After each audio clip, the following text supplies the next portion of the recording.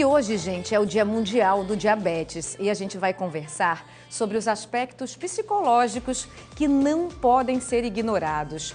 Estudos mostram que as taxas de incidência da depressão são até 3 vezes mais altas em pacientes com diabetes do tipo 1 e 2 vezes mais altas em pessoas com diabetes do tipo 2. Por isso que hoje a gente chamou a psicóloga Kátia para bater um papo sobre a doença e falar dessa relação doença e paciente. Tudo bem? Boa tarde, seja bem-vinda. Obrigada.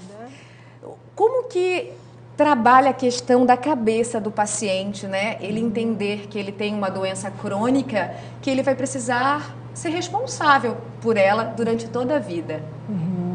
Então, no primeiro momento seria a aceitação mesmo, né? Trabalhar a aceitação, tanto do paciente quanto da família. Principalmente se for o diagnóstico feito numa criança, né? Então, por isso é tão importante a terapia, o acompanhamento psicológico. Pode falar, desculpa. Ela vai trabalhar a aceitação, ela vai entender que não está sozinha, né? Tanto o adolescente, a criança, quanto o adulto, que infelizmente existem milhões de diabéticos, né, no mundo, e que ela é mais uma, e que isso não quer dizer que esteja sentenciada a uma vida de má qualidade ou uma vida, ou até né, uma vida curta, enfim. Como uma vida diferente, né? Como as pessoas pensavam antigamente. Isso, a gente conversou com outros especialistas essa semana e as médicas falaram muito isso, de você incluir a criança, o adulto que tem diabetes na sociedade. E não é, você não pode mais, nunca mais doce. E isso é trabalhado? Com certeza, pode tudo. Você pode ir numa festinha de aniversário, você pode participar de eventos sociais, ela vai ter que administrar, né? Que vão haver mudanças de hábitos, né? Hábitos alimentares. Ela pode continuar uma vida normal dentro das limitações de que uma pessoa com essa doença pede. E quando a gente fala do diagnóstico nas crianças, a gente tem que tratar a mamãe, o papai também, família. Né? Porque eu sei que eu tenho filho, e quando meu filho está doente, gripado, a gente já fica assim, né? De cabelo em pé. Ainda mais com uma doença que precisa de controle todos os dias, mas a gente tem que manter a calma. Até porque esse diagnóstico é uma doença crônica, né? Então, sempre que a gente tem esse diagnóstico, assusta. Sim. Né? Então, vem acompanhado de fantasias de que a criança não vai ter uma vida normal. Né? Ela vai ter uma vida normal desde que ela seja muito bem tratada. E a família, em consultório, a gente lida muito e trabalha muito a questão da culpa. Porque é muito comum a mãe se culpar, por exemplo, né?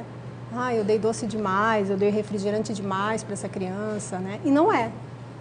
Né? Há uma predisposição genética, principalmente a criança e adolescente, ela iria desenvolver de alguma forma, né? A partir dali é que é importante entender o que pode ser feito para que essa criança, esse adolescente ou esse adulto tenha uma qualidade de vida. E é importante, desde o começo do diagnóstico, o responsável dar essa responsabilidade para quem tem a doença também, né? Porque a gente, como mãe, não consegue estar o tempo todo do lado da criança, do lado do adolescente, né? Há um acolhimento da nossa parte, né? Há um acompanhamento mais próximo dessa pessoa que tem um diagnóstico de diabetes, no sentido de ajudá-la a compreender, né? E atrás de grupos, hoje tem grupos de apoio, né? Que crianças, depois de uma certa idade, pode participar, os adolescentes. Mas a responsabilidade maior é de quem tem a doença, né? Então, assim, a criança vai mudar os hábitos, ela vai aprender, vai entender que ela precisa da medicação diariamente e muitas vezes, né, por dia, em muitos casos, e ela mesma se compromete. Porque é muito mais fácil a criança se adaptar a uma nova rotina e uma novidade na vida do que nós adultos, né, que já temos os nossos padrões tão cronificado, né? Essa informação que eu dei ali no começo, relacionando a depressão, eu li uma reportagem hoje de manhã que falava muito dessa questão da pessoa tentar controlar, né, os níveis de diabetes, não conseguir, aí fica ansiosa, fica frustrada, e se isso acontece muitas vezes, ela acaba iniciando uma depressão mesmo. Então é por isso que precisa de uma equipe inteira para cuidar dessas auxiliar, pessoas. Exatamente. Para que ela não tenha a sensação de fracasso, né? não crie uma expectativa de que ela vai dar conta de tudo, de que vai dar tudo certo, de que ela é capaz de tudo, porque aos poucos ela vai ter que se adaptar a uma nova vida, uma rotina diferente, hábitos alimentares diferentes. Mais saudável. Muito mais saudáveis, né? Eu costumo falar assim, que a vida às vezes nos apresenta situações que nos fazem despertar, né? Então, até então, ela poderia ter hábitos nocivos e a partir daquele momento, com aquele diagnóstico, ela passa a ter uma vida melhor, inclusive. Dá para dar um outro significado, né? E os padrões, quando nós conseguimos mudar com disciplina, com persistência, em algum momento a gente entende que aquele antigo padrão não se encaixa mais. E que hoje eu tenho um hábito de vida, hábitos alimentares melhores, eu possa ter hábitos de vida, né?